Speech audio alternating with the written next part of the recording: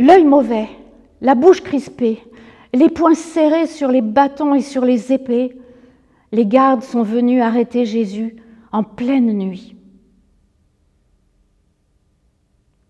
En pleine nuit. Est-ce possible? Et Jésus ne s'est pas défendu. C'est Judas qui l'a désigné par un baiser au milieu de tous les pèlerins qui dorment là, alentour, dans ce jardin. Et Jésus n'a rien dit. Il a juste parlé à Judas, mais comme sa voix était triste. Et il est parti avec les gardes, on l'a emmené. Dans la maison du grand prêtre, là où ils l'ont emmené, les soldats se sont moqués de lui une grande partie de la nuit. Ils l'ont injurié, ils l'ont frappé, comme ça, pour passer le temps.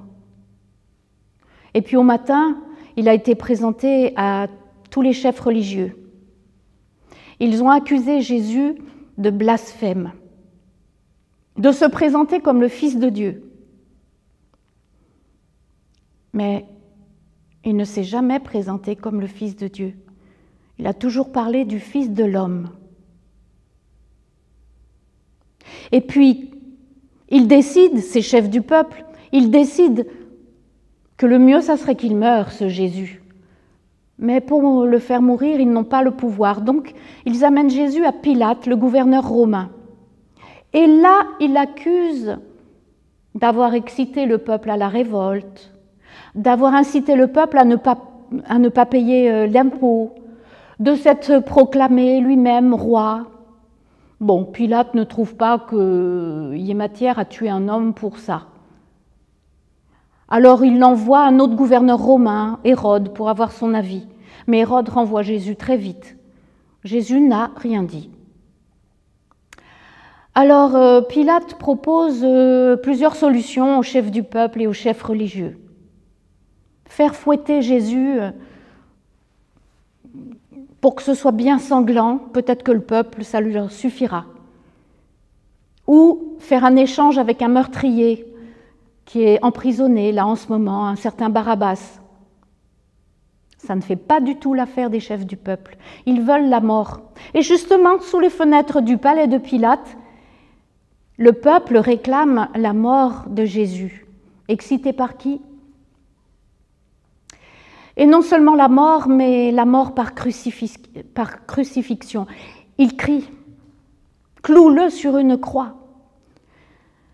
Et Pilate a peur des émeutes parce que le peuple juif est un grand spécialiste des émeutes et lui, il est chargé de maintenir la paix romaine, la paix si célèbre dans toute la région.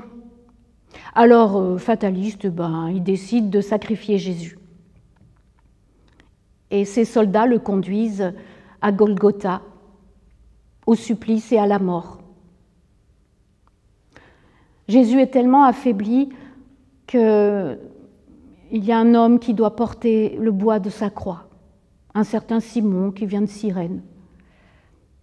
Il y a des femmes qui pleurent sur le trajet. Et Jésus s'arrête un moment, il les regarde et leur parle. Arrivé là-haut, sur la colline de Golgotha, les soldats clouent Jésus sur la croix. Et pour faire bonne mesure, on cloue deux brigands, un à sa droite, un à sa gauche. Le peuple en bas regarde, il est au spectacle. Les amis de Jésus, les femmes surtout, regardent de loin et pleurent. Mais les chefs du peuple et les chefs religieux, ils se moquent.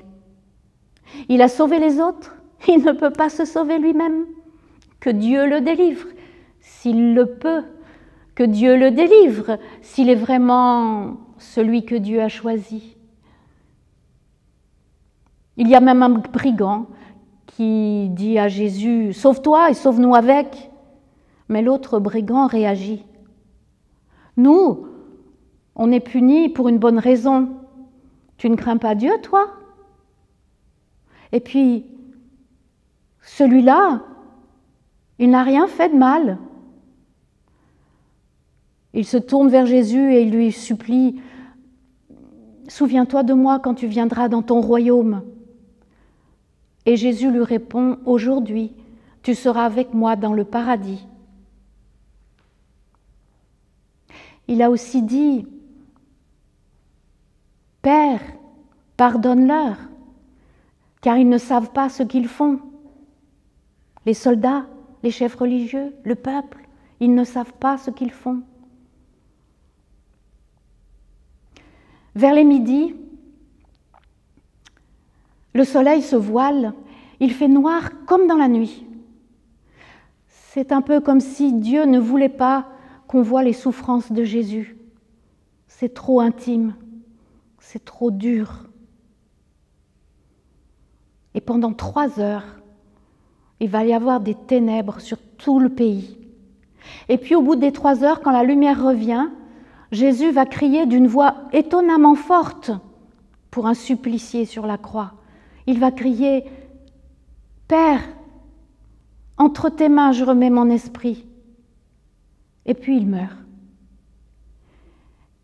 Et la foule nombreuse qui est venue au spectacle rentre chez elle, la tête basse.